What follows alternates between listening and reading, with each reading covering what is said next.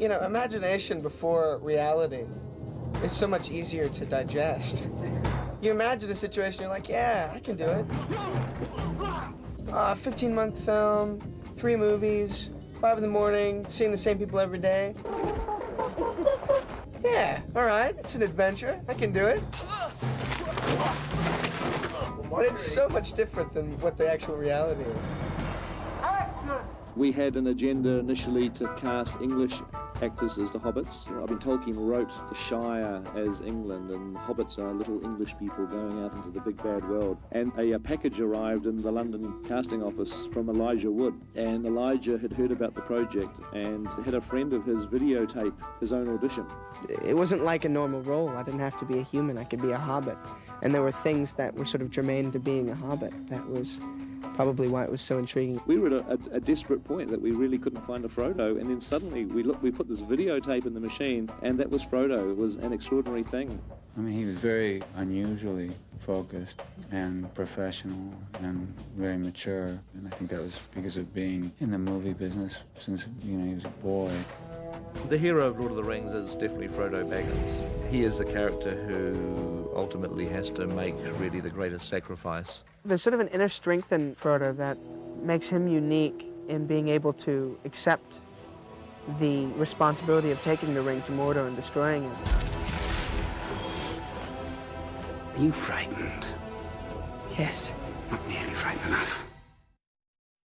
Nice and quiet, please. Shooting. Action. Galadriel is someone who has an edge of danger about her because she is a ring bearer, and she has the potential, if she was to take the One Ring, that she too could turn into the evil force that Sauron is. There's something beautiful and wonderful about Galadriel, but there's something incredibly creepy and, you know, possibly dangerous about her as well. Even the smallest person can change the course of the future. She herself is terrified of the temptation of this ring, because as this ring becomes closer to her, being carried by Frodo into the Lorien woods where she lives, she knows that she will have to face this incredible test of being tempted by this ring, and the thought terrifies her. Will you look into the mirror? What will I see? Even the wisest cannot tell, for the mirror shows many things. It's kind of ambiguous as whether she's a positive force or a negative force. Because she is the Queen of the Elves and the Elves are passing over, they are moving on beyond Middle-earth, there's a sadness, a bittersweetness about what she and her kind are going through. And she's handing on the torch to men, to humankind. And I think that in a lot of ways she's challenging the viewers to say, what are you going to do with the Earth? What are you going to do with Middle-earth? We've had this paradise, so now you men, you humankind, have the responsibility of this Earth. This task was appointed to you, and if you do not find a way, no one will. Here we go now. Shooting, please.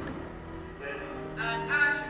Gandalf has been around for 7,000 years. He's been sent down by the powers above to help Middle-earth, to protect it from the evil which is contained within the One Ring.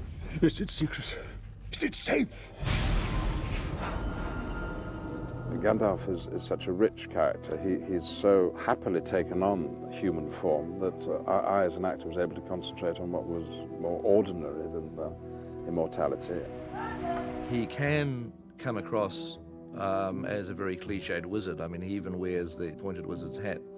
Ian came out and did a week with us for early fittings, and I can remember when we first presented him with this hat, I really think he just didn't know what on earth to make of it. So that one was a love-hate relationship. So I don't think you're sort of holding it in any particularly. I think you're just using it, you know, just as a torch, basically. Yeah. Gandalf's magic I see as being subtle. I hate seeing fantasy movies where wizards are portrayed having sort of lightning bolts coming out of their fingertips and having all these tricks, and so we made a deliberate attempt to really not give Gandalf any visually cliched magical powers. Okay, cut! So, a very human wizard, and therefore a rather easy way into this strange, magical world that Tolkien created. Yeah, good. Okay, we'll just do one more. Shooting now, quiet please. Gentlemen, we do not stop till nightfall. Viggo Mortensen plays Aragorn, and he's an incredibly dedicated actor. We couldn't be more lucky for this man who is portraying the struggle to redeem himself from his ancestry and his heritage. He's self-sufficient, can take care of himself in the woods, can sort of take care of groups of people. We have no choice but to trust him. But where is he leading us? Everybody go, go, go! Viggo can play Aragorn as this sort of mythic hero with a sword and a costume and doing all this amazing stuff, or he can play Aragorn as a real person, and Viggo's playing it real, and you really feel it. It's going to look much more exciting if you keep trying to go for Aragorn and he has to push his way through you.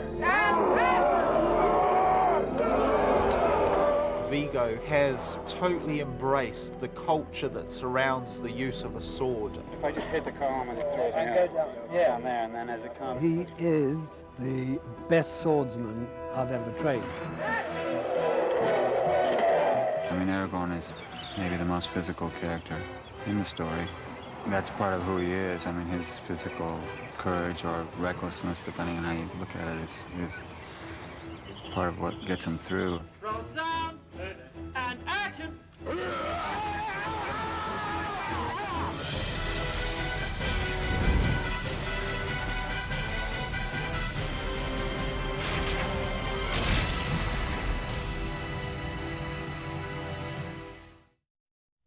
Shooting please and roll sound. I think Arwen plays an absolutely critical role in Lord of the Rings because she really does represent love, and Liv Tyler has brought a wonderful etherealness to the part.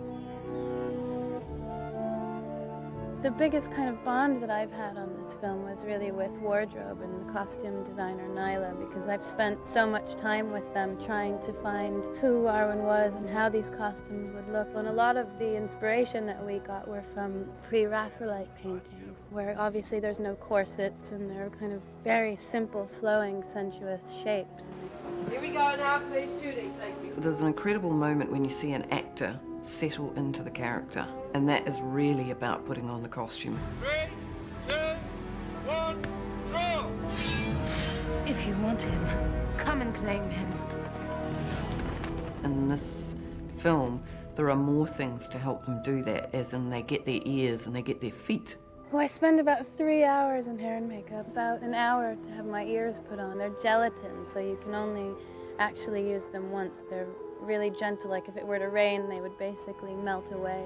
And then they put on the costume and suddenly it all gels for them, and that's a fantastic moment. It's like being a fairy princess in a funny kind of way for me to be able to come into work and get dressed up in these amazing, feminine, really, really feminine costumes. It's very nice. So it'd be nice just to stop the hobbits a bit closer to Orlando, not to them get too far away. Legolas is a Mirkwood elf, which is one of the woodland realms. Strangers from distant lands, you will unite or you will fall. You have my sword. And you have my bow. He's a warrior, essentially. And that's basically my role in the Fellowship, you know. Yeah, I'm going to do this sort of swinging motion like this. Yep. They have a hyper keen sense of sight and hearing and a beautiful relationship with nature, and they're just sort of very powerful, special creatures. And they're immortal, so they haven't known sickness or pestilence. They can be slain in battle, or they can die of a broken heart, but that's about it. Anybody shoot? He's just in the middle of his preparation. He's prepared, he's got it. I'm trying to focus here. I'm trying to get my objectives and my actions right. Just because you don't even think about anything like that, you know. The humans are slightly threatened by the elf. Is he posing? A comely elf, isn't he? We have this joke where we dig at each other, me and Aragorn, me and Viggo. Bean Boy, so threatened, these humans, honestly. So threatened by the elves. Yeah, and I'm like, yeah, well, at least I don't smell. And at least I'm going to live forever. So we get a little bit of the odd dig here and there, you know. But That's just because I can't use a bow and arrow the way I can. One of the most challenging parts for me was trying to understand the martial art enough and getting the movement right.